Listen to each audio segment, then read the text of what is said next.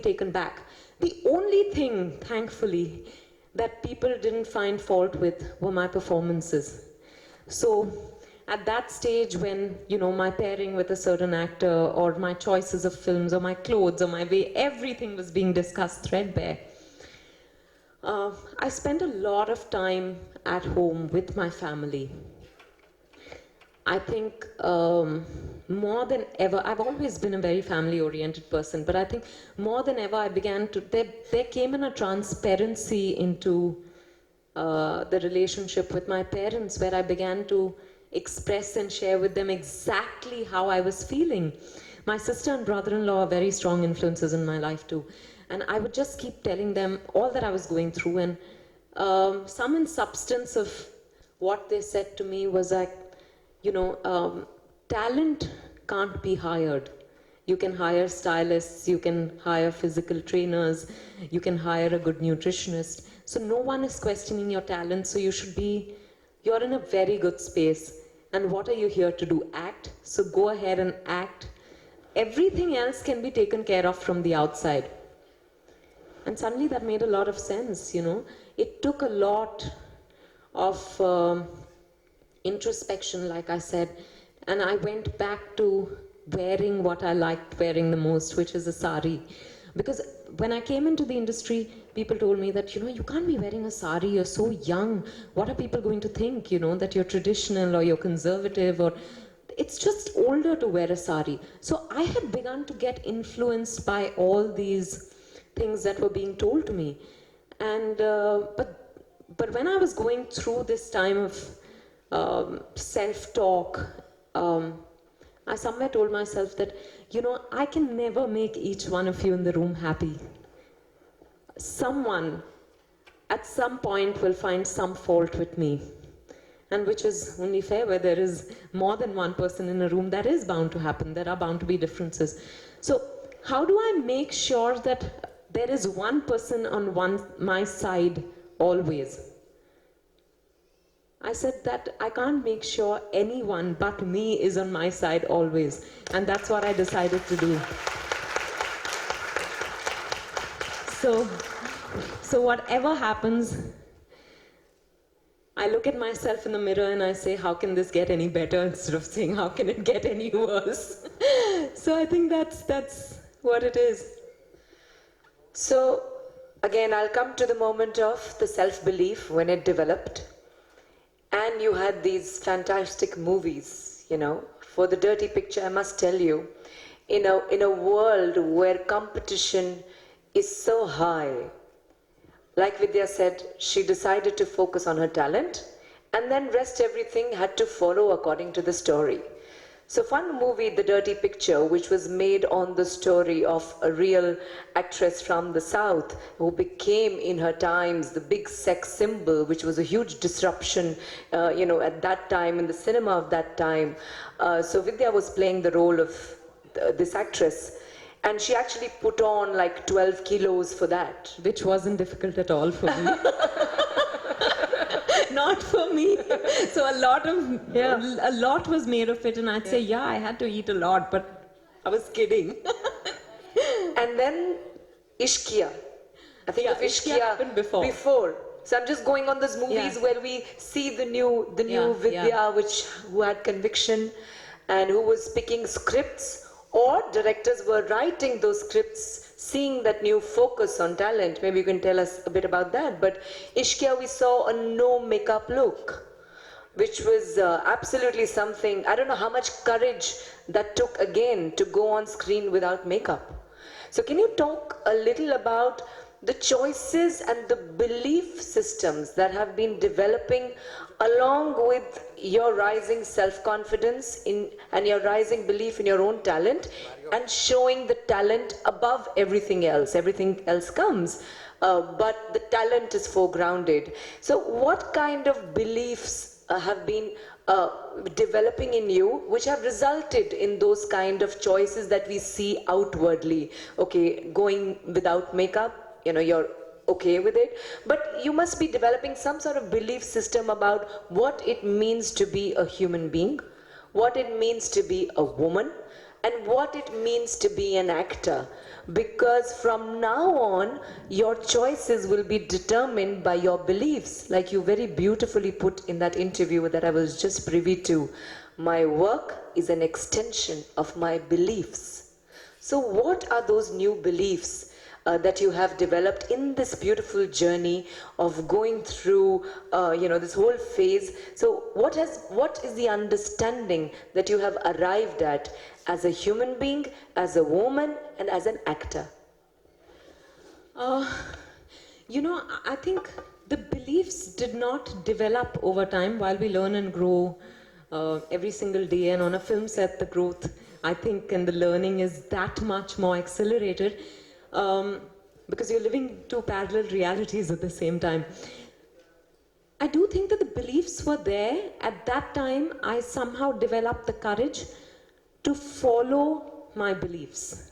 So my choices were reflective of my beliefs. I think, and what were those beliefs? That an actor is someone, primarily, I think this is what I arrived at, that, an actor is someone who lives different people's lives on screen. And no two people are the same.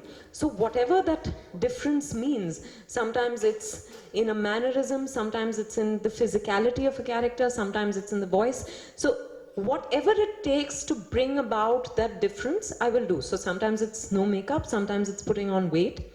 Those really are things that, the script drives you. But those characters were written probably keeping an actor like you in mind. A lot of times I was told that, but everyone tells you that, so you don't know.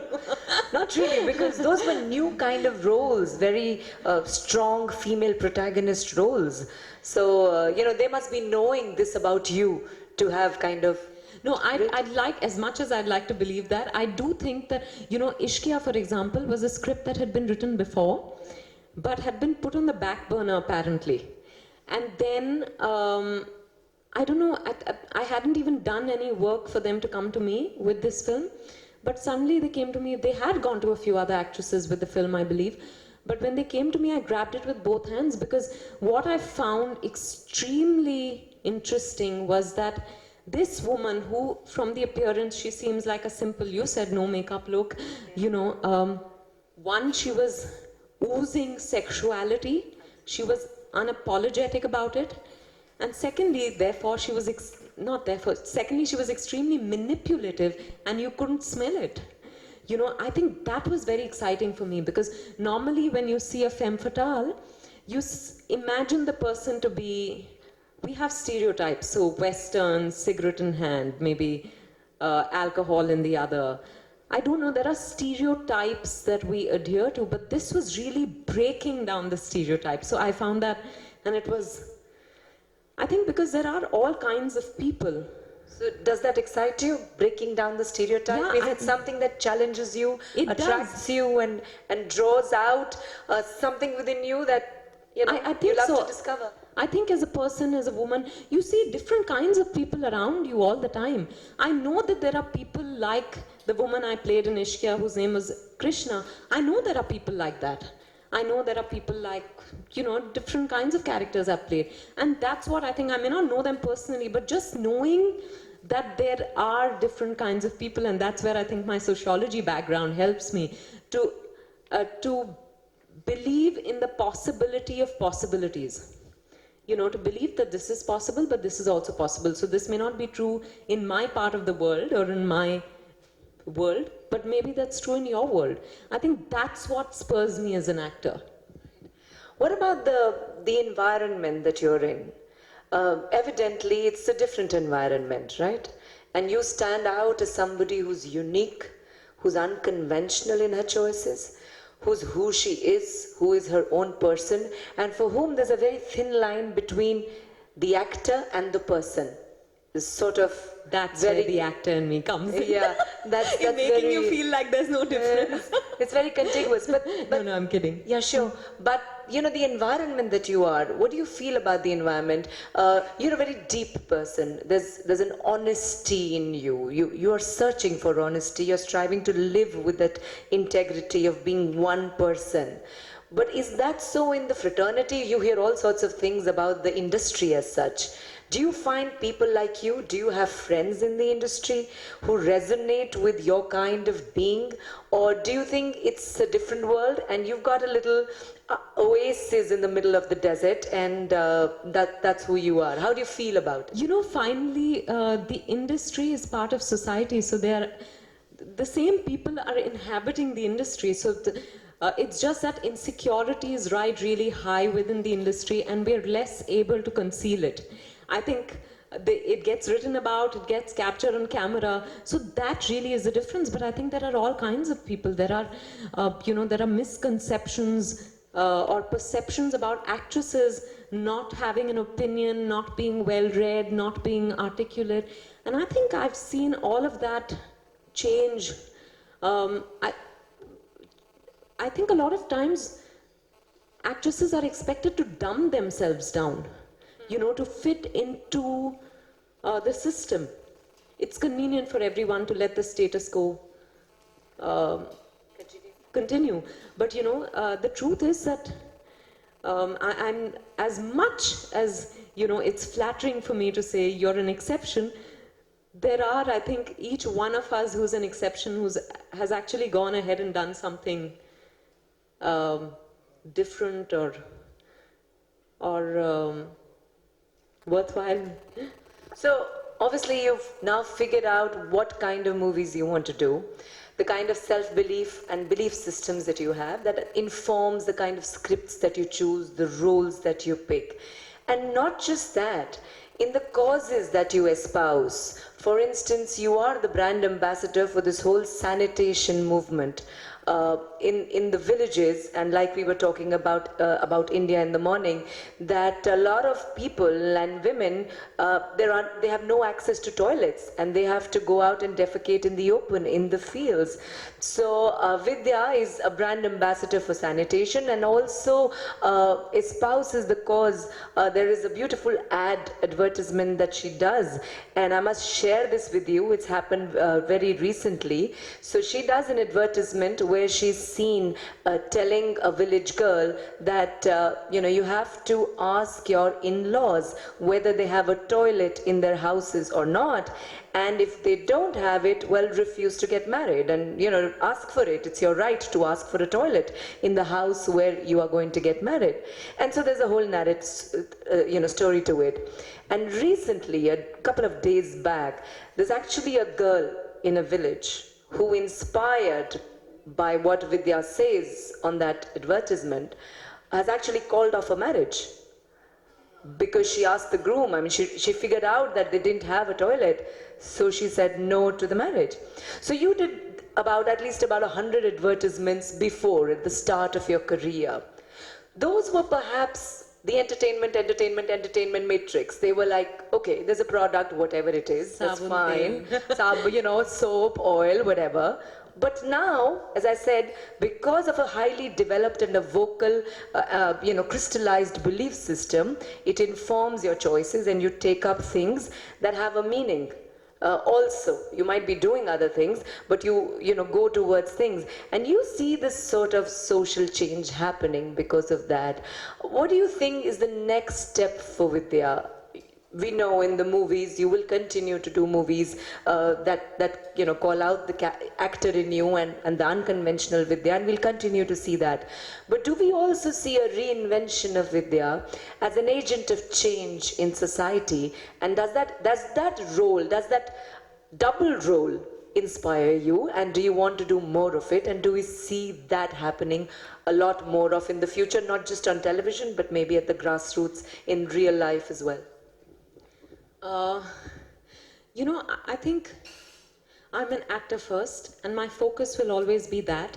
That also gives me the reach so that I can give people a message. So therefore, I was in Garhwal doing a trek last weekend, and I was walking up. There was just this couple walking down from the mountain, and suddenly they go a little ahead and they stop and they say, "Aap shauchale wale Vigyapan mein hai na?" And I said, "Arey wah, they don't recognize me from my films, but they recognize me from that campaign." And that is really that was very satisfying and fulfilling, and an entire conversation started about this Swachh Bharat Abhiyan, where they said that, you know, हम सबको लगता है कि जितना हम कर सके, अगर कचरा कहीं पड़ा हुआ है तो हम उठा लेते हैं, बैग में डाल लेते हैं, कचरे के डब्बे में जाके फेंकते हैं. So there was a sense of participation on part of all of them, and they were saying that, you know, of course, they had access to toilets, but they were talking about how this message is slowly spreading even into areas where, not slowly, actually, the campaign is being really, has been very effective also because it's bombarding the media. So people are constantly exposed to this, and that is going to cause a change of mindset. It will take time, but I think we're headed in the right direction. So it's very satisfying when people say that, and therefore I know that I've contradicted myself. I told you that they recognize me from the ad, but I think more or less the reach, I will be able to leverage, yeah, if I am the actor, and that is what I actually live for. If therefore that gives me the opportunity to do something more meaningful and larger, it's great. Sanitation is something I feel very strongly about. You heard me, I was telling someone that I was in Banaras. I go to Banaras once a year to a little village, to different villages, in 2.5 hours from Banaras actually, where we've started this education campaign, which is called Chote Kadam Pragati Ki Or. And you know, on one of my first visits there, we reached the village. I finished my duties and we were on the way back, and I said, listen, I need to use the loo. And they said, yahan to kuch nahi hai. So I said, kuch nahi hai matlab, kahin to bathroom hogi na? So they said, nahi, nahi, aap khet mein chale jaiye. I said, khet mein? You know, you're shocked because we all have a certain perception of development and progress being very holistic, and we think that seeing those buildings around us and seeing the metros and seeing all of that is your reality. I'm talking about 5 years ago. And that was really shocking for me. I said, नहीं मैं थोड़ी देर बाद कहाँ पे शौचालय है? So they said, अभी बनारस पहुँचने तक कुछ नहीं है. So I said, okay, then I had to actually use the fields. And you know, I kept thinking of contaminating the fields. I was worried about people who would get a sneak peek. And it was embarrassing. It was in a way, I felt like it was a loss of dignity. And if I felt that in one instance, I keep thinking of those people who have to do it, women who have to go before sunrise to, you know, for whatever they need to do, to the fields before anyone wakes up. That, and at around that time was when Mr. Jairam Ramesh asked me if I'd be brand ambassador for sanitation, and I said, what does it entail? And he said, this is what it does, and I was more than happy to do it. And what's fantastic is that those ads were being shown and all of that. Then the Swachh Bharat Abhiyan started, and suddenly the entire country is singing the anthem of Swachh Bharat. So, you know, I think I can't take credit for it in any way, but I think we're just ready. We were on the brink of it, and it's happened. But I was there at the right place at the right time. That's destiny. Yeah, I guess so. Yes, absolutely. We've been talking about a range of issues about women, the Women Economic Forum. And one of the issues that we've been really talking is about the mindset in India, abroad, concerning a woman. So if you're a woman, and if you're sitting in the boardroom, you know, saying something, probably there's a little silent misogyny. You'll be told, okay, you can be silent, you know, maybe not those kind of words, but saying, okay, we'll take that point later. If a woman driver is on the street, oh God, you know, it has to be a woman driver because she took the wrong turn or gave the wrong indicator. There's stereotypes in the mind about women, which shows a certain mindset about women. We also come from a culture that also values feminine energy very highly. At the same time, we see this little contradiction daily in society. What do you think can be done to sort of correct this imbalance or address this imbalance, given the fact that in our regular movies, I'm not talking about the ones that you do, which are again stories, but there is nothing done to sort of address this aspect. On the contrary, there is a little chauvinism there, there's a little patriarchy there, and women play sort of two-dimensional roles, and things are done to sort of create the idea that you can play with the woman. It's okay. If she says no, it doesn't really mean no. And you see, I'm not blaming Bollywood for it, no way. There is, I'm not blaming our cinema. I love our cinema, I love our movies, I love our music, everything about that. But since you are from that world, and and we see a sort of that sort of a mindset problem in the streets, where there's something like eve teasing. A girl is walking on the street and somebody will just come and grope her, thinking she's public property or private property or whatever. She can't, it's 8 o'clock, she's at night. And everybody will blame her if she gets touched or molested or raped, and say, why were you out at 8 o'clock at night? It's silly of you. You asked for it. There are all these kind of mindsets which are not really, kind of working towards even recognizing the woman as a subject, as an entity who has a right to her own body, who has a right to her own life, who has a right to her own choices. So being in India, you'll get all of that. What do you think? I don't know, we've been looking for answers here.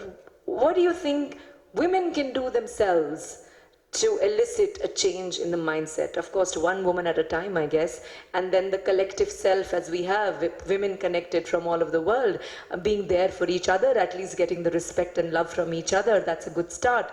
But what do you think can really begin to happen for this change in mindset to occur at the larger society level? I think that change in mindset does not happen overnight. It happens over time, and that is therefore manifesting at this point more than before.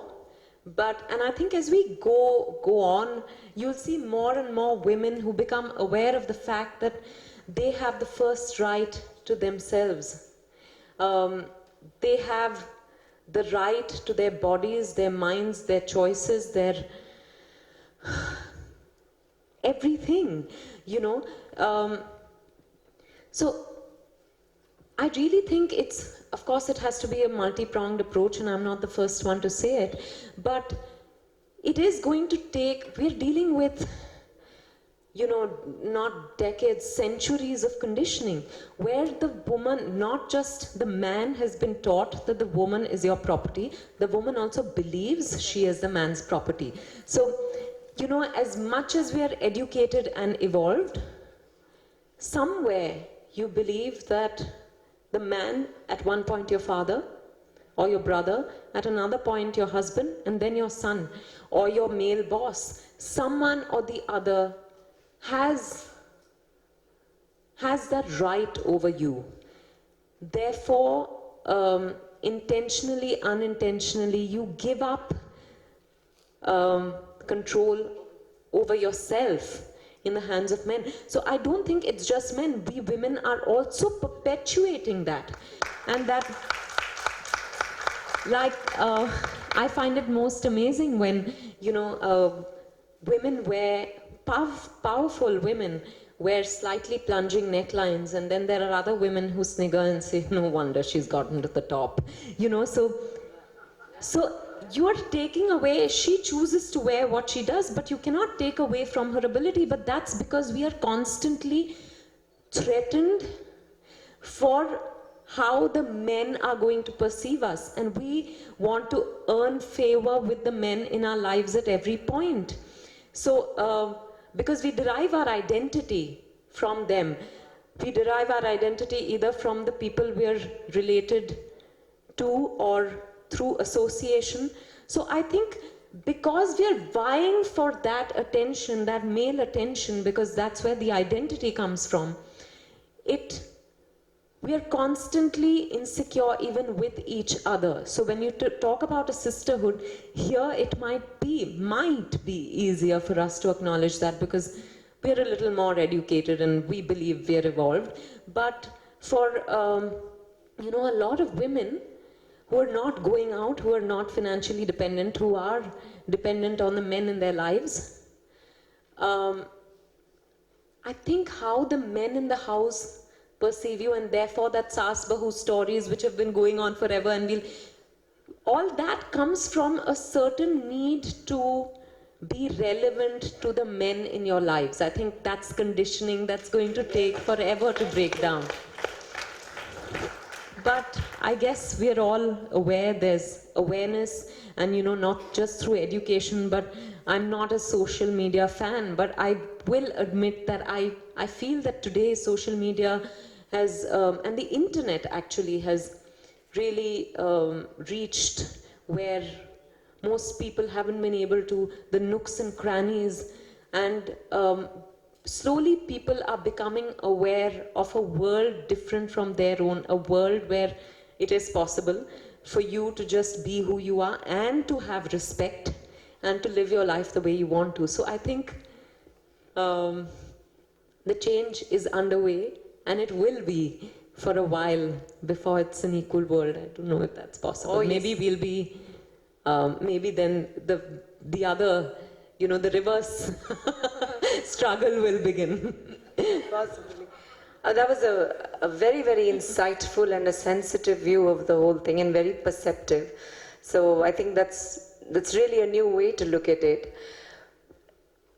You got married, right?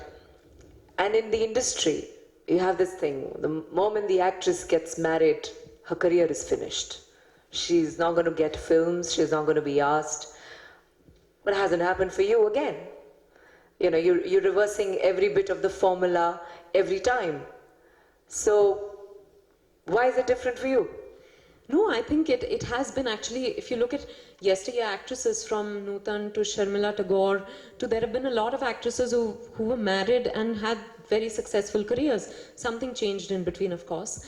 But now, again, we've had Kajol, someone who's done films even after she got married. Aishwarya is doing a film.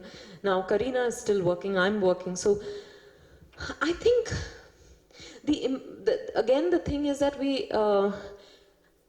I will admit that my past 3 films have not worked, and that thought did cross my mind. I said, has marriage impacted? Because it's conditioning that I'm also dealing with. And I said, is it really that? Maybe it's just, it took me some time to think that there was something in those films that did not resonate with audiences. And, I did not need to personalize it, something that women do very easily all the time. We like to take all the blame, never the credit. But I think it's to do with whether it's a good film or not. And a good film works, period. And sometimes, there are variables, there are multiple variables that contribute to a film success. So I'm very hopeful that Hamari Adhuri Kahani will prove that married actresses work at the box office. Do you want to share a little about that story? On that note, it's a very interesting story, and which borders, which is about being woman and having to deal with choices, and about the reality of married life and the reality of power equations in marriage. Do you want to talk a little about it's actually what I just spoke about. It's about a marriage where this man thinks his wife is his property. He doesn't treat her like a human being at all. She's just his wife, and beyond that she has no identity or reason to be. I think at some point she doesn't even know she has a choice out of that. She's a very traditional woman, but she meets this man who makes her realize that inside her there is this person who's alive, there is this woman, and suddenly she begins to realize that, I'm not just his wife, I'm also a person. I think, and therefore it's not your typical extramarital affair story. It is a film which says love is love when it liberates, not when it possesses. So, but it is primarily a love story. This, I think, would be the large takeaway. Yeah. Okay, so we're going to take a few questions from the audience here. Who has a question? Rita from Kuwait. Hi. You know, I'm someone who fluctuates very easily. I keep getting told, oh my God, you've lost so much weight, you're looking lovely. You put on weight, na? All the time, every time I step out, and I find it, you know, I've begun to switch off when someone talks about my weight or my body. For me, because really I am, yes, I did lose those 12 kgs, but the point is that um, whether or not it was around a film, my weight has always been the subject of discussion. So I just get very tired. Maybe it's just time I began to throw my weight around. Maybe I don't do it enough. But weight or no weight, I've come to love my body just the way it is. Thank you. I meant excess weight or no excess weight, not weight or no weight. Yes, that's Shalini Piramal. Hi Vidya. Hi. I wanted to ask you, you've done different kinds of roles and very serious roles also. Is there any one particular dream role that you're yet waiting for which hasn't come your way? Not really, you know. As in, I've never had. I've never thought that, oh my God, I hope I get to play a character like this. And I've always been surprised, therefore, when someone came to me with an Ishkia or a No One Killed Jessica or a dirty picture. It's different every time. So I think the writers have great imaginations, and they work better than my dreams do. So I'm just going to leave it to them and hope they surprise me time and again. So you're satisfied, fully accomplished? I think fully accomplished, I wouldn't say. There's a lifetime ahead for accomplishment. But yes, I've definitely done more than I set out to. Think the universe is kind. All the best. Thank you. Yes, that is Diwalia. Her name is named after Diwali. So her name is wow. Diwalia. She's from France and she lives in Los Angeles. And she has an incredible story. She jumped off a cliff, because she wanted to fly, and she then couldn't fly. And then she was actually paralyzed for 3 years. And then she's here with us right now and traveling all over the world, bearing testimony to the fact that miracles happen. Well, Wow. thank you, but it was not about me. I just thank you very much, Ami. Thank you. I just wanted to say I've never heard of you before. I live in Hollywood. You're so not only beautiful, but you're so amazing. Like, I really feel overwhelmed, and you touch my heart. Like, you're just wonderful. Thank I was you. wondering why you. I mean, do you get offers from Hollywood? Why don't we know you in Hollywood?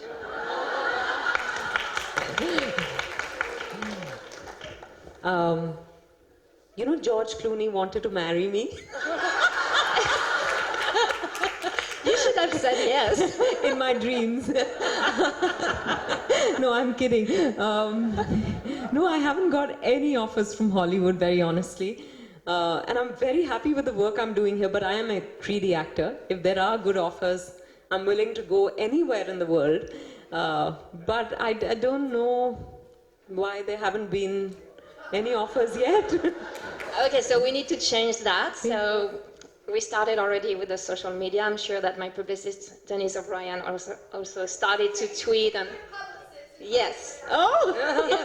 Hi. So we're already tweeting about you, Facebooking. Like, all Oh, of that. lovely. Yes. Thank you. And you're my best friend from today.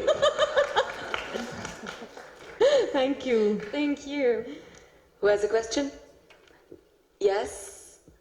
That is Kay Rigger from Manila, Philippines. Yeah, hi. Good Hi. evening. Good evening. Good evening. This is Women Economic Forum. This is basically about women. I haven't heard it during the last sessions, but I want to ask now. Very pageant question, but to you, how do you define a real woman? Wow. I probably give my own definition later, but I want to hear you first. No, I think A real woman? Yeah, for you. Just to you. A real woman is one who realizes that she has the power to create and to change like no one else. Wow. I don't know if, and that's, I don't mean by create just procreate, but just create. Very powerful definition. Thank you. Thank you. No man has a question. Oh, I see. Jesse. I did a workshop with women in which I shared some Hawaiian love songs, and I was wondering if sometime I could do that for you. I'd love that. Go ahead right now. You actually going to do that? Okay. Ooh. Oh, wow. Wow. Okay. I should have known when I asked for a man.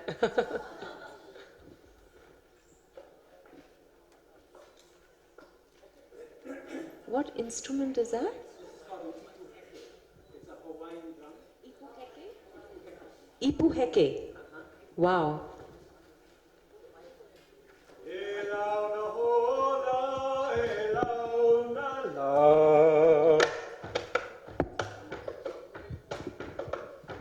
Liko ohia koloha.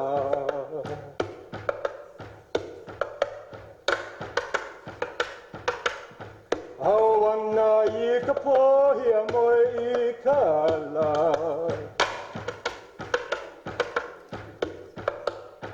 Liko ohia koloha.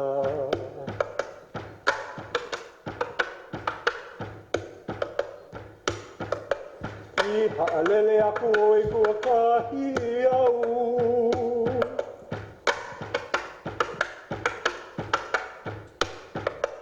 Awa koa I na hoa pau. Ai ama ona e inu a kena. A ka anae, a ka alu'ulu nai wa maka no ka meha na